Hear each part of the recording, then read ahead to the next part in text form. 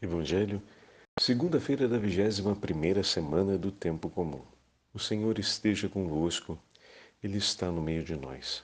Proclamação do Evangelho de Jesus Cristo segundo São Mateus. Glória a vós, Senhor. Naquele tempo disse Jesus: Ai de vós, mestres da lei e fariseus hipócritas, vós fechais o reino dos céus aos homens, vós, porém, não entrais, nem deixais entrar aqueles que o desejam. Ai de vós, mestres da lei e fariseus hipócritas, vós percorreis o mar e a terra para converter alguém, e quando consegues, o tornais merecedor do inferno, 2 vezes pior do que vós. Ai de vós, guias cegos, vós dizeis, se alguém jura pelo templo, não vale. Mas se alguém jura pelo ouro do templo, então vale. Insensatos e cegos, o que vale mais, o ouro ou o templo que santifica o ouro? Vós dizeis também, se alguém jura pelo altar, não vale.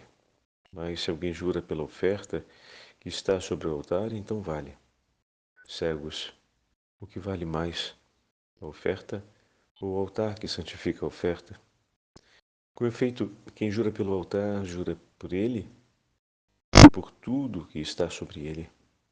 E quem jura pelo templo, jura por ele e por Deus que habita no templo. E quem jura pelo céu, jura pelo trono de Deus e por aquele que nele está sentado. Palavra da salvação. Glória a vós, Senhor. Segunda-feira da 21ª semana do Tempo Comum, em nome do Pai, do Filho e do Espírito Santo. Amém. Queridos irmãos e irmãs, hoje a Santa Liturgia nos leva para o 23º capítulo do Evangelho de São Mateus. E estamos ouvindo a afirmação dos ais, feita por nosso Senhor, diante da conduta dos fariseus de Jerusalém. O texto do Evangelho de hoje traz uma lamentação de Jesus a respeito da forma como os fariseus estão ensinando os mandamentos do Senhor. O texto fala sobre as tradições. Sabemos que do corpo do Decálogo foram emanadas inúmeras tradições da prática religiosa, levando no momento, ou melhor, no período de Jesus, a mais de 300 mandamentos de obediência para a prática do Decálogo, o que significava algo praticamente impossível de ser praticado e conhecido por alguém. Era uma evidência de que todos, por mais que se empenhassem, teriam sempre consigo significativas questões sobre as quais pedir perdão a Deus e suplicar a Ele, de qualquer forma, que houvesse compaixão. É justo que o nosso Deus bondoso e misericordioso tenha compaixão de nós e a Ele orientemos o nosso coração e as nossas súplicas, porém, a lei nos foi entregue para a nossa salvação. E os pontos que o Senhor nos mostra no Evangelho de hoje fala a respeito dessa contradição que se forma. O lugar escolhido por Deus, o que é amado por Deus, não passa a ser mais a medida da prática, a medida para o exercício dos nossos atos, segundo o mandamento do Senhor.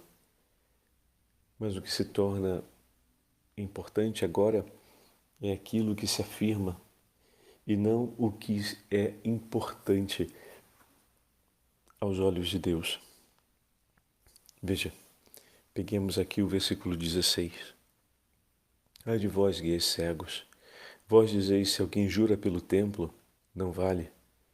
Mas se alguém jura pelo ouro do templo, então vale.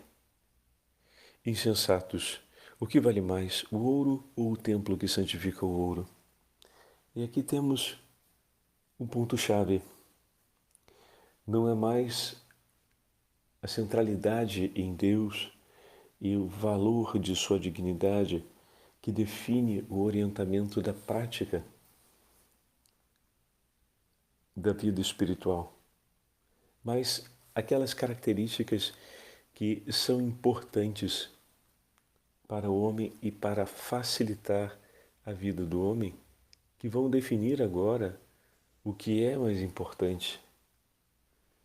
Se é Deus que santifica o ouro, se é o Senhor que dá santidade a tudo aquilo que foi criado e modelado pelo homem, que agora vem ordenado e entregue a Ele,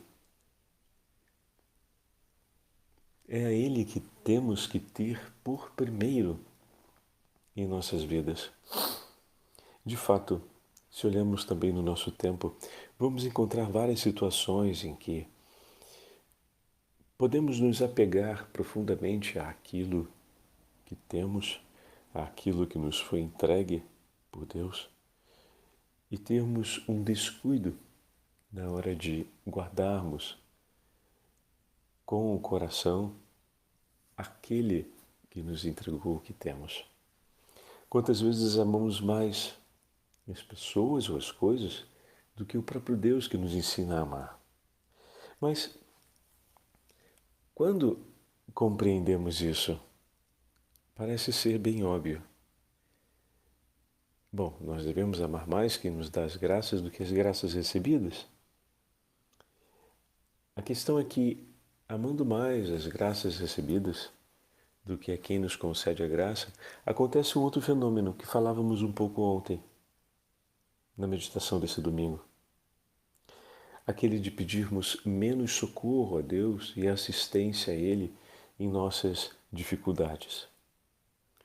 Porque amando a graça recebida, corremos o risco de acreditarmos mais na nossa capacidade de ter aquilo que nos foi dado.